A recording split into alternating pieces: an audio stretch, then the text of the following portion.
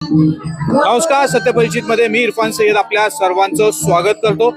आता मी सध्या आहे भाईंदर पूर्वेच्या नवघर तलावामध्ये आणि या ठिकाणी आता सर्व वातावरण हे विठ्ठलमय झालेलं आहे। कारण की आताच काही मिनिटांपूर्वी महाराष्ट्र राज्याचे परिवहन मंत्री प्रताप सरनाईक यांच्या संकल्पनेतून उभारण्यात आलेली 51 फूट विठुरायांच्या मूर्तीचं अनावरण सोहळा पार पडला आणि या अनावरण सोहळा पार पडण्याच्या अगोदर भाईंदरच्या गोडदेव नाका ते नवघर तलावापर्यंत दिंडीचं आयोजन करण्यात आलं होतं आणि याच दिंडीच्या आयोजनामध्ये वारकऱ्यांनी विठुरायांचा जय हरी विठ्ठलच्या गजरामध्ये सर्व वातावरण हे आनंदमयी आणि दुमदुमून गेलं आहे। आणि या सर्व संदर्भात परिवहन मंत्री प्रताप सरनाईक यांनी काय म्हटलंय ते जाणून घेऊया।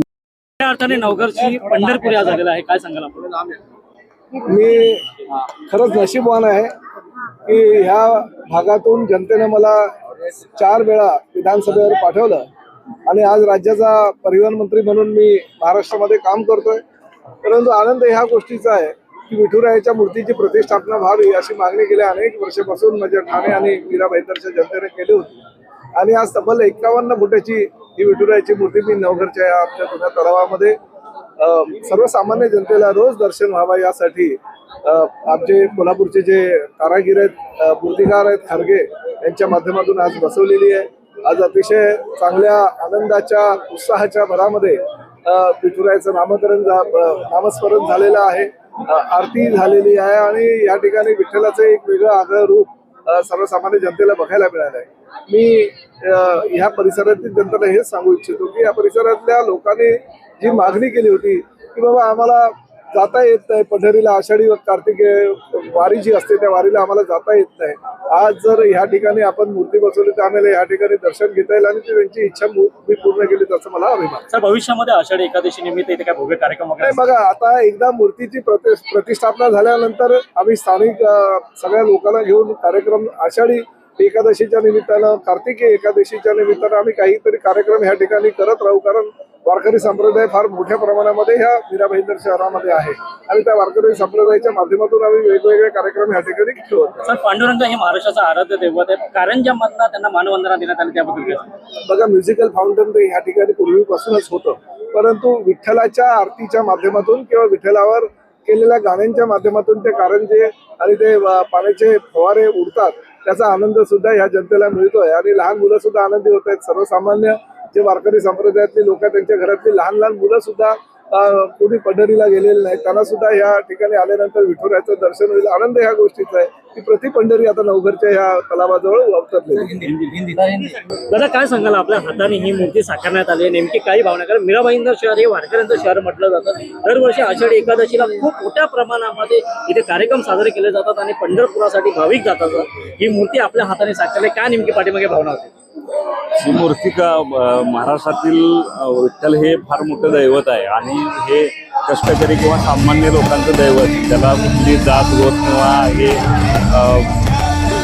अपेक्षित न करता जे लोक विठ्ठलाच्या चरणी नतमस्तक होतात, तर तशी 51 फुटाची मूर्ती मला भाईंदर शहरामध्ये करायची एक संधी मिळाली आणि हा एक फार मोठा म्हणजे एक भक्तीचं स्वरूप आपल्या भाईंदर शहरामध्ये मला माझ्या हाताने साकारता आलं की मी स्वतः त्यासाठी धन्य समजतो। नक्कीच आतापर्यंत पंढरपूर, सोलापूर, पुणे या ठिकाणी पांडुरंगाच्या मूर्त्या या फार एक भक्तीचं प्रतीक म्हणून आज मीरा भाईंदर शहर, मीरा भाईंदर लोक वारंवार बोलतात की मराठी यामध्ये साकारले जाते आणि यासाठी राजकीय लोक पुढाकार घेत असते, यासाठी किती फार मोठी गोष्ट नाही, ही फार मोठी गोष्ट आहे कारण असा पुढाकार घेतला पाहिजे।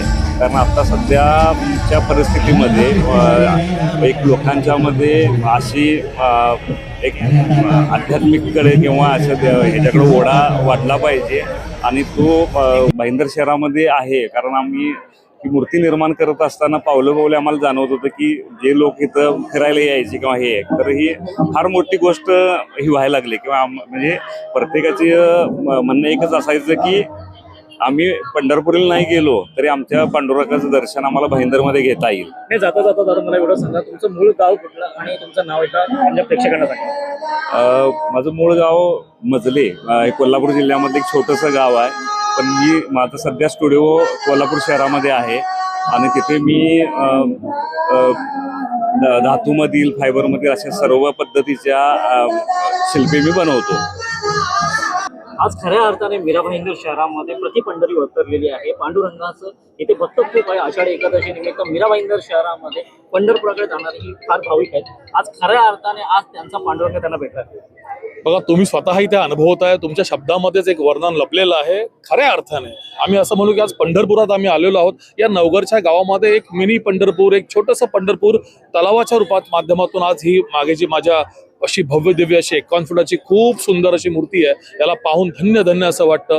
मन शांत होतंय, मनामध्ये भक्तीची भावना होते. आणि हीच एक भावना, हीच एक संकल्पना घेऊन आदरणीय या महाराष्ट्र राज्याचे परिवहन मंत्री प्रतापजी सरनाईक साहेब यांनी ठाण्यामध्ये उपवनमध्ये हाच एक आविष्कार त्या ठिकाणी केला. आणि तोच दुसरा आविष्कार आता आम्हाला मीरा भाईंदरला अनुभवायला मिळतोय. खऱ्या अर्थाने आम्ही सरनाईक साहेबांचे आभार मानतो.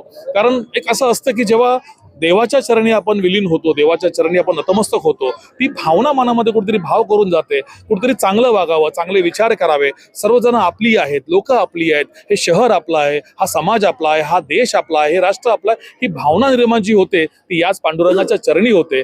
देवांचा देव, गरिबांचा देव म्हणून त्याची प्रचिती अखंड महाराष्ट्रात आहे. आणि महाराष्ट्राचं आराध्य दैवत म्हणून एक संबोधलं जातं. आणि त्याची प्रचिती आज मीरा भाईंदरच्या आम्हा सर्व शिवसैनिकांना तथा नागरिकांना या ठिकाणी आलेली आहे. सर्वांनी अक्षरशः प्रताप सरनाईक साहेबांचे मनापासून अभिनंदन, अभिवादन केलेलं आहे की त्यांच्यामुळे पंढरपूरला जाण्याचा जो एक प्रकारचा वेळ असतं, एक ओघ असतो, ते इथे नवघरच्या या तलावाजवळ येऊन आमचं आता पूर्ण होणार आहे.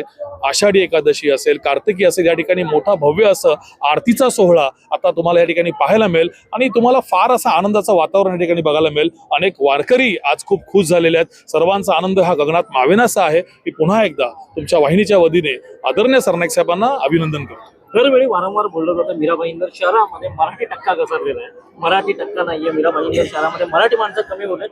कुठेतरी असं वाटतं यात पांडुरंगाच्या महाराष्ट्राचं आराध्य दैवत आज त्याची मूर्ती इथे आणि लाखोच्या हजाराच्या गर्दीने आज कार्यकर्ते किंवा भाविक आज इथे जमले होते. काय सांगाल, हे खरं या अर्थाला प्रत्युत्तर आहे का? बघा, मराठी टक्का याच्यावरती मला बोलू इच्छितो की टक्का हा मराठीचा नसतो, मराठी हा विचार असतो. महाराष्ट्रात कोणत्याही जातीचा, धर्माचा व्यक्ती जेव्हा जन्मतः राहतो तो मराठी विचार घेऊन जगतो. आणि हे मराठी विचार जे पांडुरंगाच्या चरणी आज या ठिकाणी आपण पाहतोय, सर्वजण तुम्ही जर पाहिला तर फक्त मराठी नाही, वारकरी नाही किंवा स्थानिक इथले आगरी कोळी नाही, त्याहून पलीकडे मराठी लोक सुद्धा या गरीब, या गोंडस, या पांडुरंगा चरणी त्याचं दर्शन घेण्यासाठी याची देही, याची डोळा जमलेले आहेत. आणि ते देखील प्रचंड आनंदित आहेत. आणि रामकृष्ण हरीची जयघोष जी मराठी मुखातून बाहेर पडत आहे, त्याच तुलनेमध्ये, त्याच ओघाने, त्याच्यामध्येच अतिशय वेगाने मी म्हणेन की अमराठी लोक सुद्धा रामकृष्ण हरी मोठ्या प्रेमाने बोलत आहेत. रामकृष्ण हरी. काय सांगाल, संत तुकाराम महाराजांची एक ओळ आहे, बोलावा विठ्ठल, करावा विठ्ठल. आज मीरा भाईंदरकरांना खऱ्या अर्थाने पाहावा विठ्ठल आज दिसून आलाय का? हो, नक्कीच. खरंच पाहावा विठ्ठल. आणि हे फक्त आणि फक्त आमचे आदरणीय परिवहन मंत्री सरनाईक साहेबच करू शकतात. म्हणजे ही किमया जी आहे, ही घडली आहे नवघर गावात, हे फक्त आणि फक्त सरनाईक साहेबांचं कार्य आहे. आणि बघा ना, सर्व म्हणजे असं वाटतं की इथे पंढरी अवतरली आहे आणि आजच आपली एकादशी आहे असा भास होतो. इथे सर्व भक्तजन, वारकरी सर्व आम्ही तेच दर्शनासाठी आलोय. खूप अत्यंत आनंद झालाय. आणि काय बोलावं, पाहावं विठ्ठल, गावावं विठ्ठल, बोलावा विठ्ठल.